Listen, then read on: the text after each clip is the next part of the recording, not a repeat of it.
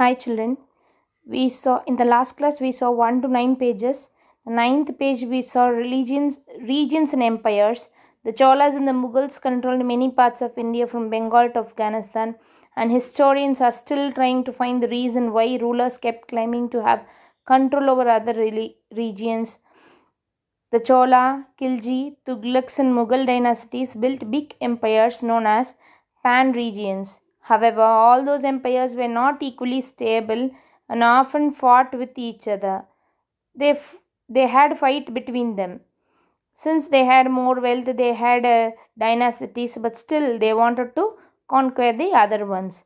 Mughal Empire declined and the British Raj became more powerful in India in the 18th century. British entered India and they started ruling, stopping the Mughal Empire.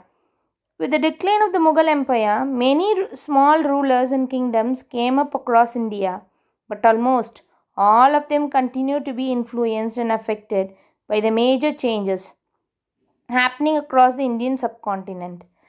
Next, we are going to see is our old and new religions. What are all happened in the old and new religions? In the 1000 years between 700 and 1750, we are seeing this 1000 years only. There were many changes in the religions and beliefs of people, and they were connected to the larger socio-economic trends across the world.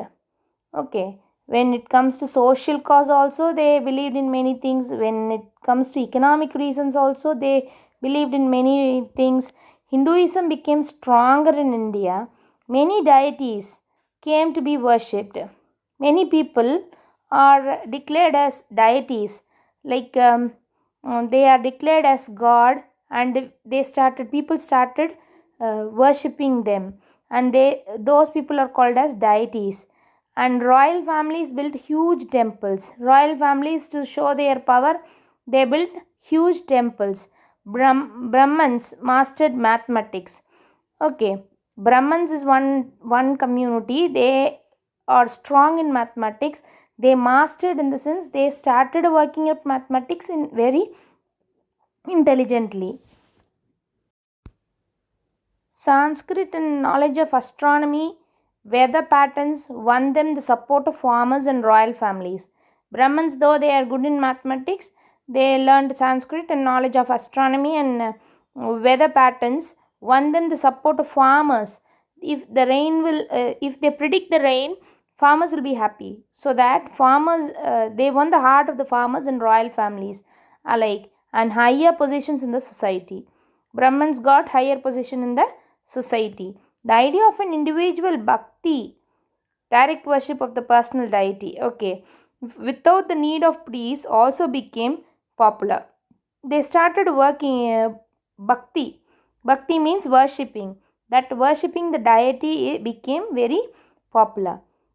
New religions like Islam entered the Indian subcontinent through foreign merchants and migrants. Merchants, those who come for trade, migrants, those who come from foreign to live in India.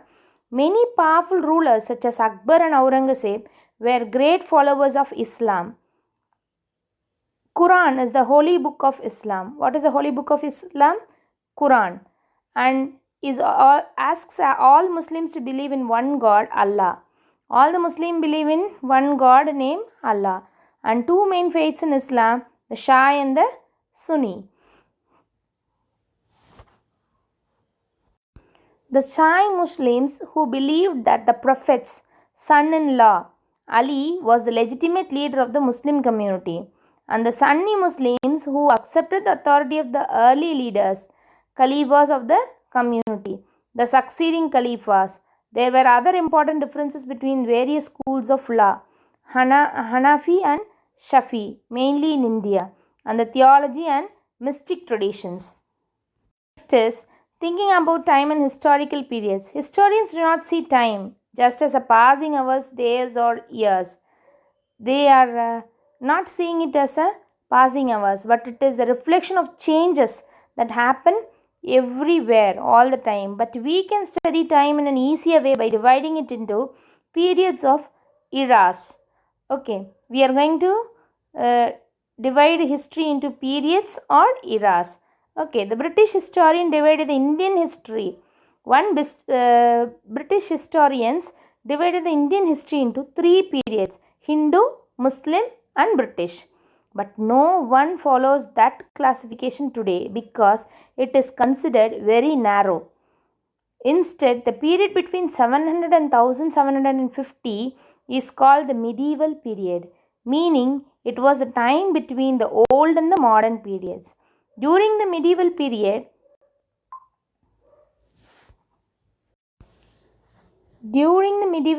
India became very rich and powerful and attracted even more merchants and governments from around the world, especially Europe. These 1,000 years of Indian history witnessed considerable change. After all, the 16th and 18th centuries were quite different from the 8th and the 11th. Therefore, describing the entire period as one historical unit is not without its problems. Moreover, the medieval period is often contrasted with the modern period. Modernity carries with it a sense of material progress and intellectual advancement. Material progress is olden days we had calculator, now we are having computer. Okay, only calculation can be done in the calculator. When it comes to the material as computer, we can do all the work. Typing work you can do. You can save your materials. You can type your materials and take printout. All these material progress is seen. Intellectual advancement. Only thinking cannot be done by the computer, which human brain does. Intellectual advancement, all the softwares they have created. Even now, we are taking class in mobile. So this facility is because of intellectual advancement. This seems to suggest that the medieval period was lacking in any change whatsoever. But of course, we know this was not the case. During these 1,000 years, the society of the subcontinent were transformed. Often the economies in several regions reached a level of prosperity and that attracted the interest of European trading companies. As you read this book, look out for signs of change, the historical processes at work. Also, whenever you can try and compare what you read in this book with what you read last year. Okay, what you read last year should be compared with this year's. Look out for changes and continuities wherever you can, and look at the world around you to see that else has changed or remained the same. You can witness, as I said, computer and mobile phones are intellectual advancement, material progress also. When it comes to tab phone and compared to the small mobile phone, you have advanced technical advancement, intellectual advancement, material progress is there. So we'll see these are the changes of the 1,000 years from 700 to 1750 years. These 1,000 years was the tracing changes over 1,000 years. We'll conclude this lesson. I'll send the classworks, children. You can write.